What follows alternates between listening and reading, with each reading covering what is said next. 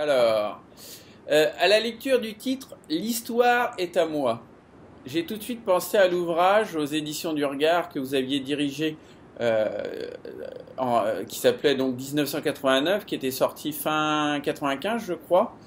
Ne serait-ce pas la volonté d'en écrire un nouveau chapitre, presque 20 ans plus tard, après l'arrivée du net et ses dérivés, après le 11 septembre? Non, pas exactement. En fait, en réalité, bon, vous faites référence à un ouvrage qui était important pour moi d'écrire autour de l'année 89. 89, et ce qui s'est passé avant, un petit peu autour de cette date, grande date, bien sûr, la chute du mur de Berlin, l'effondrement du système des blocs, tout d'un coup, bien sûr, l'obligation de ce qu'on a appelé le vivre sans ennemi, puisque bon, voilà, que ce soit d'un côté ou de l'autre, l'ennemi tutélaire, l'ennemi historique, devenu presque l'ennemi générique, avait disparu. Et puis, surtout, la révélation connexe d'un inaperçu historique qui avait beaucoup frappé l'historien, moi, de formation que je suis, c'est-à-dire comment, tout d'un coup, on voyait apparaître la question de l'intégrisme, par exemple, religieux, le communautarisme, le multiculturalisme, c'est-à-dire bon, la globalisation, etc. Tout ça était en train de se forger, était déjà en gésine, et d'une certaine manière, personne ne l'avait vu. Les historiens ont été extrêmement surpris de ça.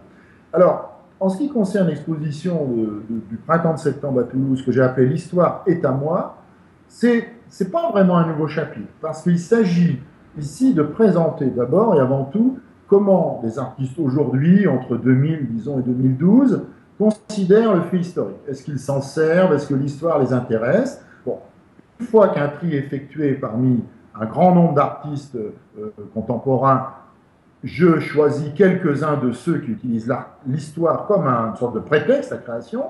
Et là, au fond, la seule chose, moi, que je souhaite présenter dans ce festival, c'est comment ces artistes-là utilisent l'histoire comme on pourrait dire un objet d'art, hein, comme un performeur va utiliser son corps comme un objet d'art, comme un land artiste va utiliser le paysage, par exemple, comme un objet d'art. Voilà, donc c'est pas exactement, pour répondre à votre question, un chapitre supplémentaire apporté à, on pourrait dire, l'obsession que j'avais après 89 de faire un livre autour de ce qui s'était passé. Donc, et en effet, j'ai fait ce livre quelques années plus tard, que j'ai dirigé aux éditions du Regard, avec de multiples intervenants auxquels j'ai demandé expliquez-moi, au fond, 89, que ce soit en géopolitique au général gallois, que ce soit en littérature, que ce soit en poésie, en théâtre, au cinéma, En dans architecture, l'architecture, avec les combis Chantal de Béret. sociologie, l'art, bien sûr, etc. Qu'est-ce qui s'est passé ici qui fait que tout d'un coup, bah, l'ancien monde, on pourrait dire, s'est précipité dans un gouffre et au fond, personne n'a eu. J'ai toujours été très frappé de ça parce que moi, je suis quelqu'un qui allait énormément, j'étais très jeune à l'époque, j'allais beaucoup dans les pays de l'Est. J'étais fasciné par l'univers, on pourrait dire, de la Révolution, en marche, enfin en marche, elle n'était plus vraiment en marche dans les années 80, c'est le moins qu'on puisse dire, mais j'étais fasciné en tout cas par cette utopie qui essayait de se concrétiser. Et j'avais reçu, bien sûr, en pleine figure, le constat, c'était un échec historique inouï qui se voyait, on ne voyait que ça. Hein, tout le monde de l'Est, c'est un monde dans les années 80 d'une misère, on ne peut même pas imaginer, comme on dit, dans les magasins, il y avait des étagères à vendre. Hein, il n'y avait rien dans les magasins, c'était inimaginable. De Berlin-Est, je ne sais pas, de la Tchécoslovaquie jusqu'à Vladivostok, c'était absolument tragique. Donc je suis allé souvent là-bas et je me souviens comment, en 1988, j'étais en Hongrie, qui était encore un pays de l'autre côté du rideau de fer, et je me souviens avoir vu ces trabants passer depuis l'Allemagne, donc de l'Est vers la Hongrie, puis comme la Hongrie avait décidé de ne pas fermer sa frontière, de passer en Occident. Ce qui était la première brèche, au fond, dans le système de verrouillage, on pourrait dire, entre les deux blocs, sur le plan géographique et politique. Et puis, je me souviens très bien qu'à la Toussaint de l'année suivante, en 89, je suis allé en Pologne. C'était un régime très étonnant à l'époque parce que c'était à la fois, vous aviez Lech Walesa qui était Premier ministre, donc le leader de Solidarność, c'est-à-dire les forces, on pourrait dire, nouvelles, quoique conservatrices, hein, puisqu'il s'agissait d'un mouvement qui était très irrigué par le Un peu christianisme. catholique, ouais. Oui, enfin non, pas un peu, il était énormément. Enfin, il y avait des messes sur les chantiers de Gdansk hein, pendant les réunions de Solidarność. Voilà, mais traditionnellement, l'Église catholique avait été un ferment de la résistance en Pologne depuis très longtemps, depuis l'époque des protestants, contre les protestants, contre les Russes, traditionnellement. Je pense à Pierre Canisius, par exemple, qui a été un des grands saints polonais, un des leaders de la contestation. Hein, voilà. Alors, j'étais là, et je me rappelle qu'en revenant de Pologne, avec son régime bicéphale, Solidarność et son représentant Premier ministre, et le chef de l'État, le général Jaruzelski, qui avait fait le coup d'État au début des années 80, c'est-à-dire l'apparatchik communiste orthodoxe, on pourrait dire quasiment un Pinochet polonais, enfin bon, quoique, bon, il n'y a pas eu, heureusement, autant d'horreur que Pinochet n'en a fait subir aux Chiliens après le coup d'État. J'étais au retour à la frontière entre l'Allemagne, donc de l'Est, et la Pologne. Ah, donc, cette ville s'appelle Francfort, mais pas sur le Main, Francfort sur Oder.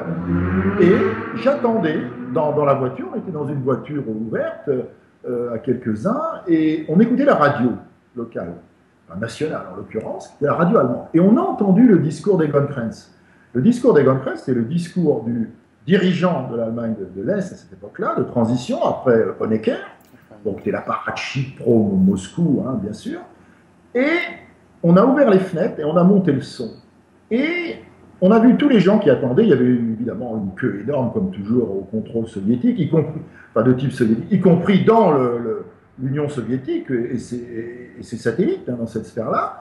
Hein, et les gens ont écouté très silencieusement, ça sans rien dire. Personne ne disait rien. Et moi, j'ai étudié l'allemand. La personne avec qui j'étais a vécu en Allemagne, parlait l'allemand, traduisait. Et on se dit, au fond, ce que disait Egon Krenz, c'est, ben voilà, bientôt, l'Allemagne de l'Est va se libéraliser, etc. Enfin, très curieux. Les gens écoutaient, des Allemands, des Polonais écoutaient. Je suis rentré en France, et c'est simple, on peut regarder le calendrier. 7 jours après, le mur de Berlin tombait. Alors, pourquoi je m'intéresse à 89, pour finir? Parce que je n'ai absolument rien compris à ce qui se passait. C'est-à-dire, j'étais la personne qui devait être sans doute la mieux placée pour comprendre ce qui se passait. J'avais étudié l'histoire de très près, je l'enseignais, j'étais un contemporanéiste, je faisais des recherches en contemporaine, et j'étais un spécialiste sur le terrain du monde soviétique, à la fois en Russie, en URSS, et dans tous les satellites où j'étais allé. Et je n'ai strictement rien compris. D'où, à l'égard de l'histoire, et je reviens à l'exposition toulousaine, le fait que je me doutais bien que l'imprédictibilité historique était de fait, c'est-à-dire que les hommes essayaient de donner des lois à l'histoire, mais que d'une certaine manière, ces lois n'étaient jamais que des programmes, hein, des modèles d'organisation, des structures, on pourrait dire, mentales, puis concrètes, autant que faire se peut. Des théodicées, comme on dit, c'est-à-dire essayer d'organiser donc un sens pour l'histoire, que ce soit Dieu qui en donne la règle, comme le disait Leibniz, que ce soit un esprit supérieur, providentiel, comme le disait Hegel, ou que ce soit le matérialisme du monde en marche, comme le disait Marx et ses suiveurs. Et au fond, c'est ce constat d'imprédictibilité qui s'imposait à moi d'une manière très violente, parce que je n'avais pas compris. Et au fond, ce que j'ai souhaité interroger à Toulouse, c'est vrai en sous-main, c'est voir comment des artistes contemporains, des gens qui prennent l'histoire et qui en font une forme, quelque chose, traiter de cette imprédictibilité. C'est-à-dire, au fond, qu'est-ce qui retenait de l'histoire? Qu'est-ce qui les intéressait? Qu'est-ce qui ne les intéressait pas? Parce qu'évidemment, à chaque fois que vous choisissez un élément historique comme référent de création, on prend un artiste qui prend la Deuxième Guerre mondiale, par exemple, ou un événement, Hiroshima, ou quelqu'un qui prend, je sais pas quoi, la pensée grecque, par exemple, qui devient un référent de son travail, grec antique. En fait, il exclut tout le reste. Ça veut dire que le reste ne l'intéresse pas, ou pas autant. Et au fond, c'était, je pense, une manière en sous-main, donc, de penser cette imprédictibilité et comment, après tout, elle pouvait trouver forme, modélisation dans des formes qui sont des formes plastiques. Alors, là, moi j'ai la deuxième question, où, moi je dirais, a priori, je pensais à ça parce que c'est l'histoire est à moi. Donc il y a une certaine forme d'injonction du titre. Exclamation plutôt. D'exclamation qui indique-t-elle une obligation de s'accaparer son histoire, face à l'histoire avec un grand H, afin de contrôler la sienne, tout du moins de la comprendre et d'essayer de la façonner, dans une époque où on est en pleine télé-réalité généralisée aux réseaux sociaux, aux tweets, avec pour conséquence un monde mis à plat, devenu plat, où le présent règne, comment en appeler à l'histoire? Est-ce l'idée de faire rempart à cet état des choses, ou est-ce dans l'ordre des choses? Et de quelle histoire s'agit-il? Alors, vous avez commencé par dire injonction. L'histoire est à moi. C'est le titre que j'ai donné. C'est un titre simple. L'histoire est à moi, comme un tagueur, quelqu'un qui tague, un street artiste, peut dire tiens, ben, la rue est à moi. Voilà, donc je m'en empare et puis j'y fais ce que je veux, c'est mon domaine. Bon, l'histoire est à moi, c'est un titre qui s'est imposé justement au regard des propositions des artistes, donc que j'ai inventoriées. Avant d'en sélectionner quelques-unes, une cinquantaine, hein, plutôt plus, on aurait pu faire évidemment une exposition bien plus considérable, mais je me suis rendu compte qu'au fond, on n'était pas dans l'injonction, vous avez parlé tout à l'heure, mais plutôt dans l'appropriation. Qu'est-ce que c'est l'injonction? L'injonction, ça consisterait à dire l'histoire, elle est à moi et vous allez obéir à mon histoire. C'est ça l'injonction. Et il faut bien dire qu'au XXe siècle, du point de vue mental, on a construit, on pourrait dire, une sorte de non-intelligence de la conscience historique. Pour quelle raison? Parce que, d'une certaine manière, on se prédisposait en tant que personne, citoyen, individu. Donc, on était en quelque sorte prédisposé à accepter que l'histoire n'était pas à nous, qu'elle était faite par d'autres, qu'elle était peut-être faite pour nous, mais selon des modalités dont nous n'étions pas, en quelque sorte, les décideurs. Bon, c'est aussi bien l'histoire du libéralisme dans sa construction, on pourrait dire, idéologique, hein, l'histoire du socialisme, bien sûr, puis ces drames absolus, on pourrait dire, ces errements de la raison, ou de la déraison, en l'occurrence, ont été au XXe siècle, les totalitarismes, bon, avec évidemment les dégâts, les ravages insondables qu'ils ont produits. Et d'ailleurs, il y a un ouvrage assez intéressant, je vous coupe, sur l'archéologie, comme quoi toute l'archéologie d'aujourd'hui aurait été un petit peu manipulée par les nazis. Je n'ai plus le nom de l'auteur en date, mais ce qui corrobore un peu ce que vous êtes en train de dire, où finalement, oui, même notre archéologie est utilisée. Oui, bon, mais ça c'est un autre problème, ça sera un long débat. Pourquoi? Parce que l'archéologie, d'une certaine manière, c'est une science, il ne faudrait jamais l'oublier, et il ne faudrait jamais sortir de la rationalisation qu'implique toute procédure scientifique. Et à partir du moment où on produit, on pourrait dire, une sorte de mouvement anachronique de la pensée, c'est-à-dire une projection du présent vers le passé, à partir du moment où on utilise le passé comme, on pourrait dire, une source de validation du présent, on opère quelque chose d'extraordinairement dangereux, puisqu'on peut très vite déraper de la scientificité à l'idéologie. C'est au fond un petit peu ce que tout le monde fait. Oui, bon, alors les nazis l'ont fait grotesquement, en prétendant que les Aryens étaient les descendants des Doriens, tous ces grands peuples de l'âge du fer, qui étaient des guerriers, etc. Et que même, ils avaient des liens, ce qui est sans doute vrai d'ailleurs, avec les populations primitives, de l'Indus. Enfin, bon, il y a toute une sorte, on pourrait dire, de fantasmagorie, là, de salade en quelque sorte idéologique qui tend à accréditer l'idée que y a eu un lien entre les grands pouvoirs, on pourrait dire, structurants de l'humanité, régnant par la force et la volonté, et puis évidemment le régime nazi qui était censé en être l'acmé, le terminus ad quem. Bon, tout ça, il faut oublier ce genre de choses, ces allers-retours, ces projections. Mais je reviens à l'exposition, je reviens au choix des artistes. Si vous voulez, l'histoire est à moi. C'est un titre qui s'est imposé justement à partir du constat que les artistes avec lesquels j'avais affaire, en regardant leurs travaux, d'une certaine manière, signifiaient non, je dirais pas tant un rejet, je dirais pas tant un refus d'une certaine histoire relativement monolithique, ou officielle ou officialisée par les médias notamment, ou une histoire du consensus, ou une histoire qu'on pourrait qualifier comme une histoire du bien contre le mal, hein, c'est-à-dire l'histoire onusienne, hein, grosso modo, bon, dans laquelle on vit aujourd'hui, l'histoire de l'humanitariste, on pourrait dire, hein, plutôt qu'humanitaire. Enfin, l'humanitaire en est une de ses conséquences. Non pas qu'ils refusaient ça, non pas qu'ils étaient contre, ils étaient plutôt indifférents à ça, non pas dans leur vie personnelle, mais à partir du moment où ils avaient à créer quelque chose. C'est-à-dire qu'au bout du compte, on voyait très nettement, par rapport aux artistes des années, jusqu'aux années 80-90, que ce qui les intéressait, ce n'était pas ce saisissant de l'histoire immédiate ou autre, d'éclairer les grands problèmes du présent, de donner des réponses aux crises intenses que nous traversons, mais au contraire, d'inscrire un élément de l'histoire dans toute autre chose qui était la construction de soi, la construction de soi-même.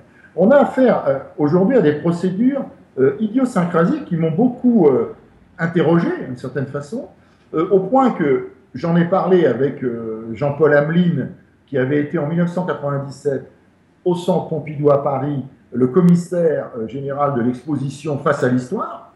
Donc, nous en avons longuement parlé tous les deux, justement pour essayer d'apprécier les différences, c'est-à-dire comment un artiste qui travaillait entre, disons, 70 et 80, 90, dans quel rapport était-il à l'histoire? Comment voyait-il l'histoire? Comment s'en saisissait-il? Et pourquoi faire? Par rapport à un artiste, disons, de la génération d'après 89, c'est-à-dire d'après la bascule. Et tout était différent. D'une part, ce qui était très net, c'est qu'on passait d'un souci général tendu vers l'universel à un souci de soi tendu vers la personne. Vous voyez? Bon, on passait d'un souci de l'art comme un discours de construction, donc d'élaboration mentale, générale, à l'art comme un discours je dirais, d'élaboration de soi. Vous parlez de singularisation de l'expression au lieu de relation militante. Incontestable. Alors, attention, ça ne veut pas dire qu'il n'y avait pas des artistes qui étaient...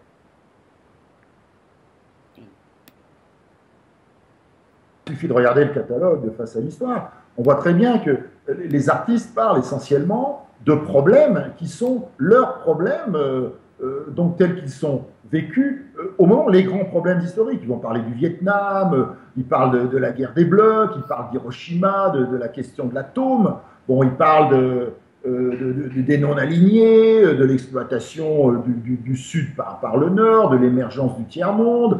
Bon, ils sont très marqués à gauche, hein, même souvent à l'extrême gauche, dans les combats donc gauchistes, avec une tension vers les zones bon, où se passerait d'une certaine façon la réalisation de l'histoire nouvelle, c'est-à-dire aussi bien la Chine de Mao, je ne sais pas, les zones révolutionnaires de l'Amérique latine, avec en général une haine du pays qui représente, qui incarne évidemment à l'époque, si je puis dire, le grand Satan historique, c'est-à-dire les États-Unis d'Amérique. Bon. Aujourd'hui, ça n'a plus rien à voir. Bien sûr, vous trouverez des artistes qui parlent de ça, de l'histoire. Mais regardez la liste de ces 50 artistes, regardez le détail, mais c'est incroyable. Vous avez par exemple un artiste comme Anselm Kiefer qui est obsédé par le nazisme. Il est né en 1945.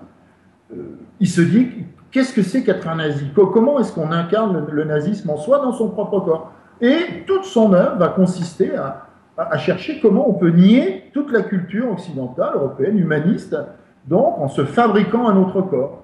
D'où des gestes, on va faire des saluts nazis comme ça dans l'espace public, hein, ou devant des grands monuments. Bon, c'est un exemple comme ça. Vous prenez par exemple les Russes AES plus F, par exemple, bon, sont des artistes qui vont recréer un univers contemporain en photographie inspiré par tout l'univers des utopies, c'est-à-dire très précisément de ce qui n'a jamais existé, de ce qui n'a jamais eu lieu, de ce qui était programmé, vous voyez comme ça, et qui finalement n'est pas venu. Bon, je pourrais multiplier les exemples, on peut vraiment le faire sans aucune difficulté, mais on voit que dans chaque cas, ce n'est pas d'abord l'événement historique sur lequel l'artiste se focalise, qui sert d'une certaine manière d'une occasion d'engagement, vous voyez, mais c'est plutôt un événement historique qui est saisi comme une occasion d'abord de dégagement, je ne dirais pas désengagement, parce qu'on peut être engagé par ailleurs, de dégagement de la sphère, on pourrait dire presque hypnotique de l'histoire telle que les médias en rendent compte, et au-delà de ce dégagement, donc, qui est l'objet d'une conversation du sujet, au fond, avec le temps. Parce que la question est là. C'est-à-dire que, bon, vous l'aurez compris, quand un artiste se saisit d'un élément d'histoire pour en faire une œuvre d'art, c'est qu'il est dans un lien très particulier avec le temps. Bon, si on prend, par exemple, un artiste comme David Boieno, qui constitue sans doute un des artistes les plus radicaux de ce point de vue-là, au point que lui-même se désigne comme un copiste néo-platonicien. Je ne sais pas si vous vous rendez compte. Un copiste néo-platonicien. Bon, comme Plotin, comme les philosophes du début de l'ère chrétienne, inspirés par la pensée idéaliste. Voilà. Eh bien, il est évident que c'est marqué là, d'abord, une volonté, non pas de refuser le monde dans lequel on vit, mais de susciter l'idée qu'il y a sans doute beaucoup plus à trouver pour la construction de soi dans l'interrogation d'un corpus d'idées, de réflexion comme le corpus néoplatonicien, que dans, finalement, la pensée actuelle. Voilà, par exemple, un exemple, vous voyez, tout à fait parlant. Ouais, c'est bien. Bah, là, je voulais vous amener sur justement la troisième question, mais vous avez plus ou moins répondu, puisque c'était justement 15 ans après l'exposition au Centre Pompidou face à l'histoire. Vous évoquez la singularisation de l'expression contre une relation militante à l'histoire des artistes.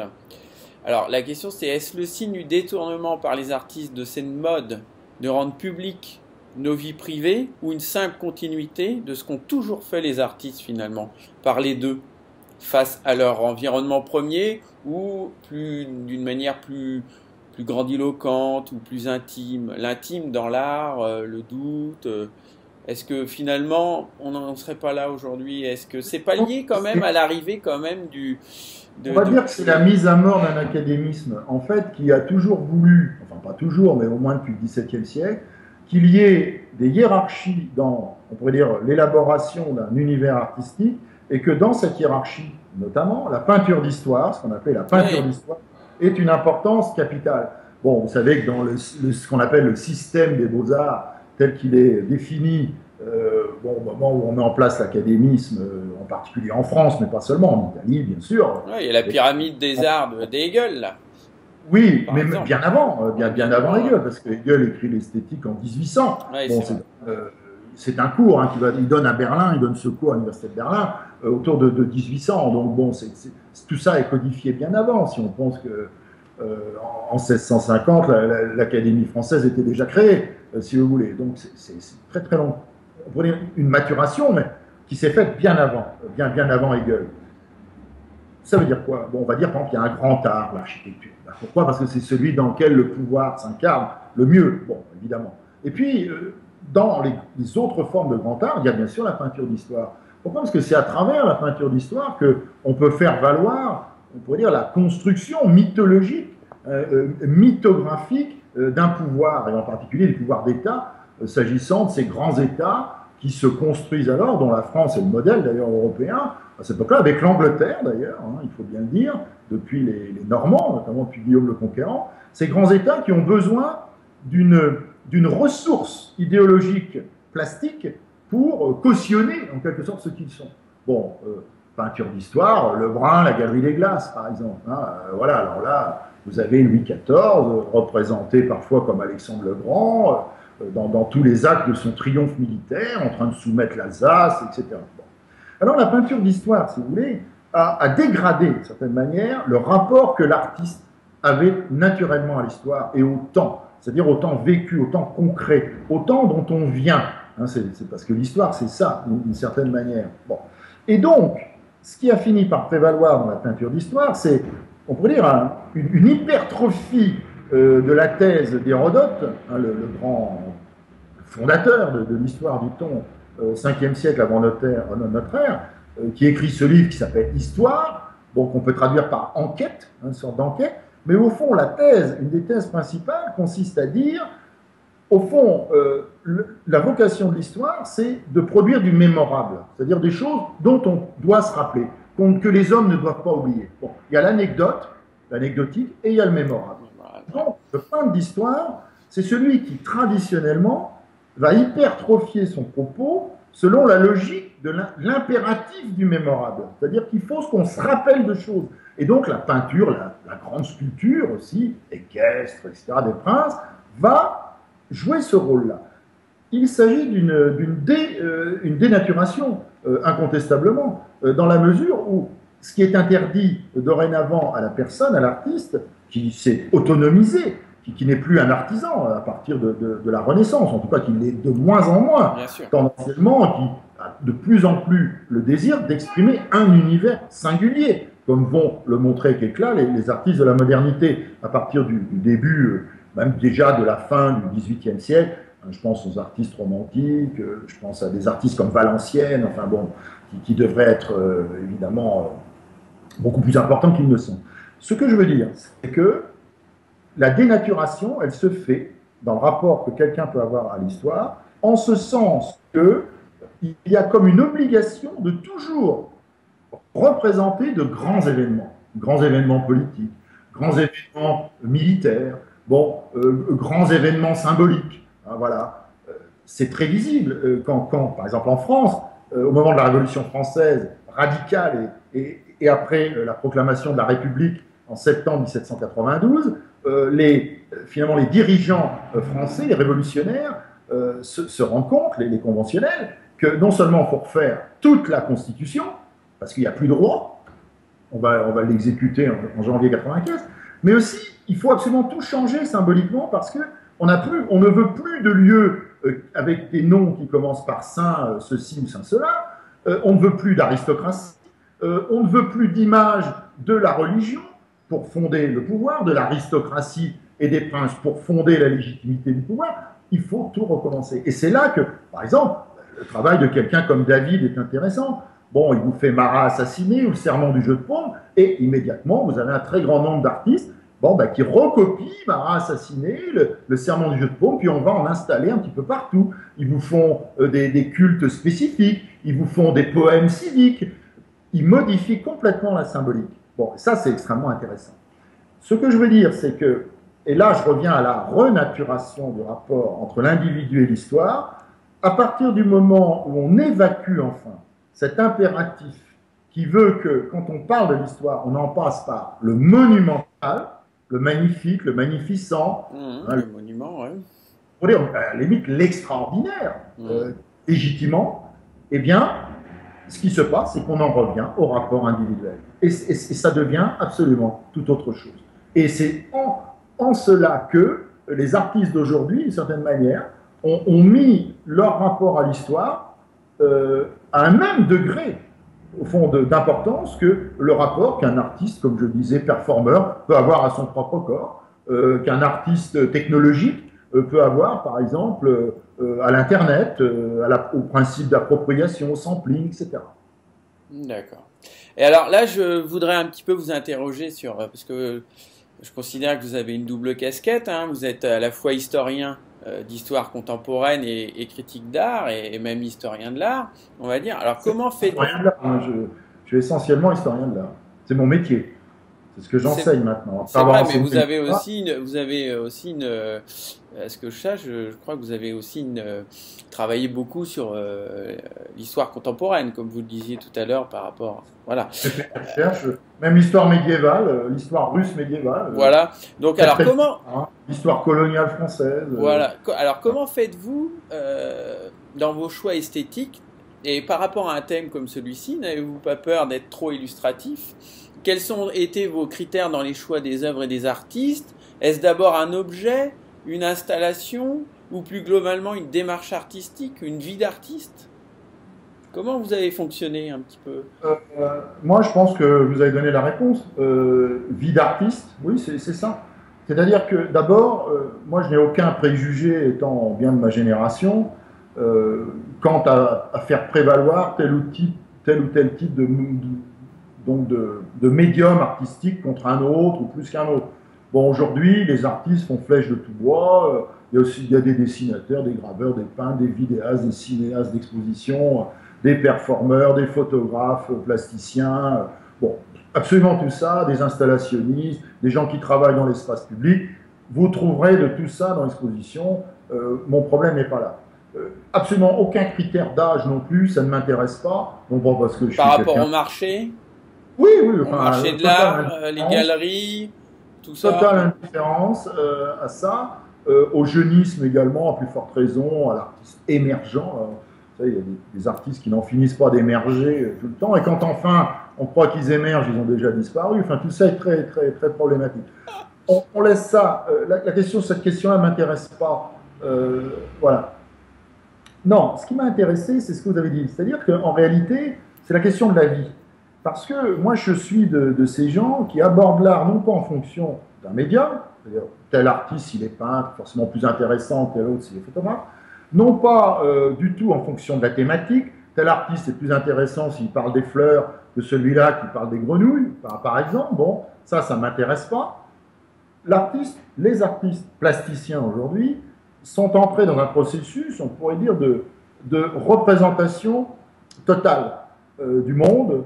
Il y a on pourrait dire une saisie du monde totale par les plasticiens, y compris pour représenter de l'irreprésentable a priori, que ce soit de l'immatériel, mais que ce soit aussi des choses qui n'ont aucun rapport avec l'art a priori, créer une entreprise, faire de l'art comme on fait des médias, etc., créer des forums de discussion. Bon, certains, vous savez, disent ce n'est pas de l'art. Bon, pour moi, c'est assez simple, vous savez, à partir du moment où celui qui fait ce type de travail considère que c'est de l'art, pour moi, c'en est. Bon, il a choisi de placer ça sous ce critère-là, c'est-à-dire sous le critère d'une production symbolique.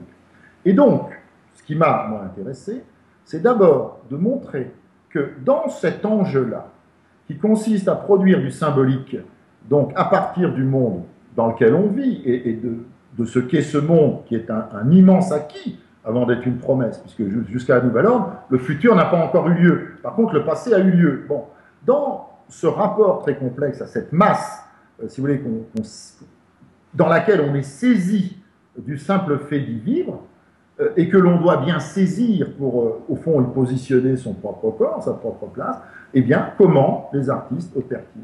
Qu'est-ce qu'ils retiennent? Qu'est-ce qui les intéresse? Pourquoi? De quelle manière en parlent-ils? Pour toujours revenir, au fond, à une évidence, et vous l'avez très bien dit, je ne parle que de moi. L'histoire est à moi. L'histoire, c'est moi. C'est moi dans l'histoire. Vous savez, si mes yeux se ferment et si je meurs en cet instant, l'histoire, pour moi, a cessé d'exister. Tout simplement. Bon. Donc, en réalité, ma sélection est fondée sur la recherche d'offres qui chacune diffère de celle qui est sa voisine. Et donc, sans dire l'une est meilleure que l'autre. Par exemple, vous avez des artistes qui sont dans ce qu'on appelle le reenactment, ils rejouent des scènes. Par exemple, une artiste comme Agnès Peuzeux rejoue la fuite de son grand-père, donc pendant le pétainisme, au moment où il est recherché par des francs-tireurs partisans qui croient qu'il est un pétainiste et qui va rejoindre les armées de la libération en vélo, il traverse la France pour échapper à ces gens et aller vers ceux qui sont les libérateurs. Il va s'agréger à ce groupe de libérateurs et il sera tué quelques jours plus tard. Une histoire absolument tragique, avec laquelle l'artiste a vécu dans le roman familial, si vous voulez, et ça va donner lieu à une œuvre. Alors, voilà. Ou Elena Kovilina, qui rejoue la scène où son grand-père, à un moment, poursuivi seul dans la neige en Russie, est repéré par un avion allemand qui commence à le mitrailler, et le type le loupe, et il lève le poing vers l'avion en disant « Tu m'as pas eu, ça ne sera pas encore cette fois ». Bon, vous avez du reenactment, et puis vous avez de curieuses mises en scène. Si on prend par exemple Matt Colichaud, fasciné par ce qu'on appelle l'horreur délicieuse, hein, Edmund Burke ou la charogne de Baudelaire, donc comment l'horreur peut nous fasciner. Il fait une extraordinaire installation, donc ici qui s'appelle Délivrance, qui consiste à donc donner une représentation presque sublime de la libération de cette école où des enfants avaient été pris en otage en 2005 à Beslan, en Ossétie. Libération qui s'était traduite par une intervention de l'armée russe, des militaires, et par un bain de sang extraordinaire, 500 morts, dont plus de 300 enfants tués.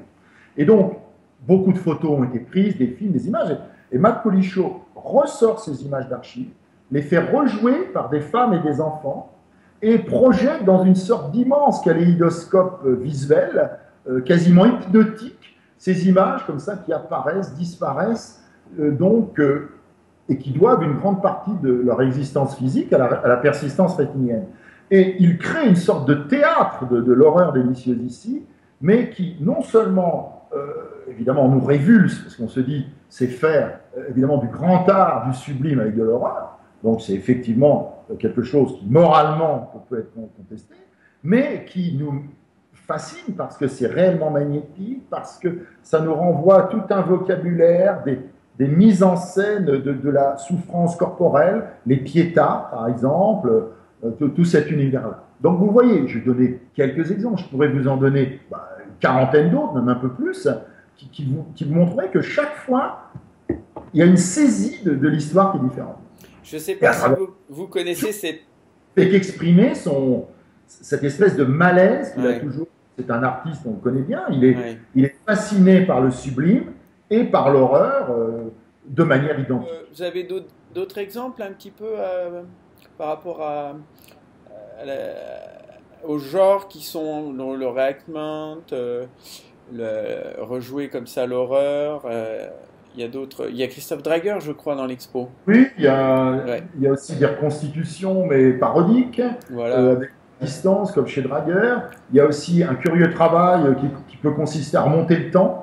Quand on voit McDermott et McGough, par exemple, ce sont deux Américains qui vont recréer, par exemple, tout un ensemble tout un univers, entre autres, l'univers victorien du 19e siècle, en faisant des photographies dans lesquelles les gens posent habillés comme à l'époque victorienne, photographies qui sont prises avec des appareils de l'époque, avec des supports chimiques qui sont ceux de l'époque, etc., etc.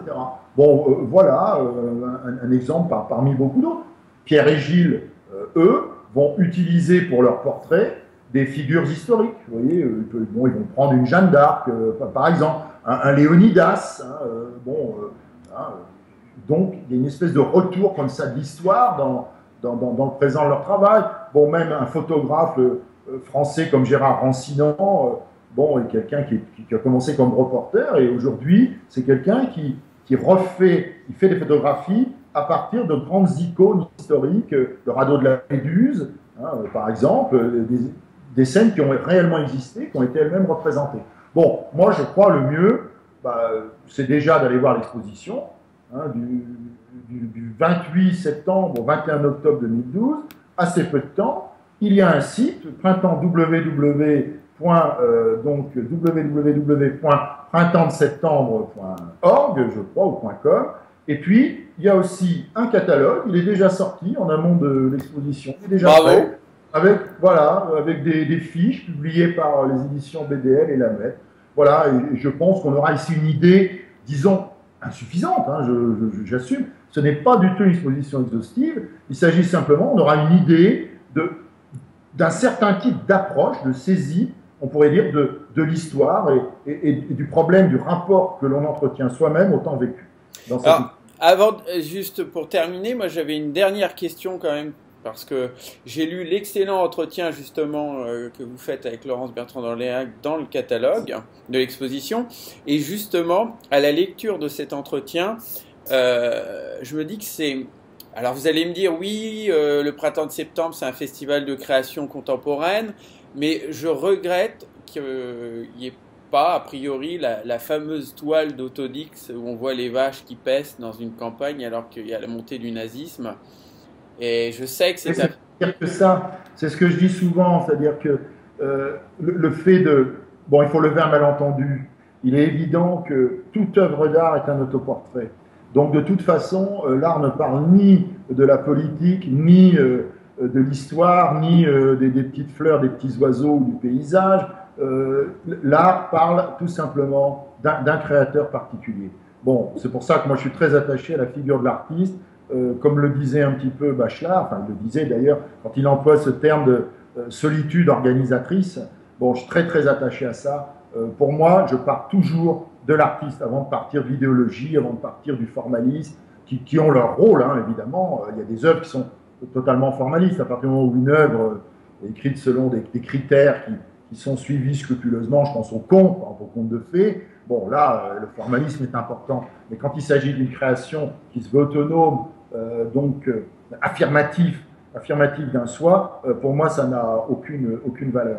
Donc, en ce sens-là, donc le fait de repartir de l'artiste, pour moi, c'est quelque chose qui codifie absolument tout.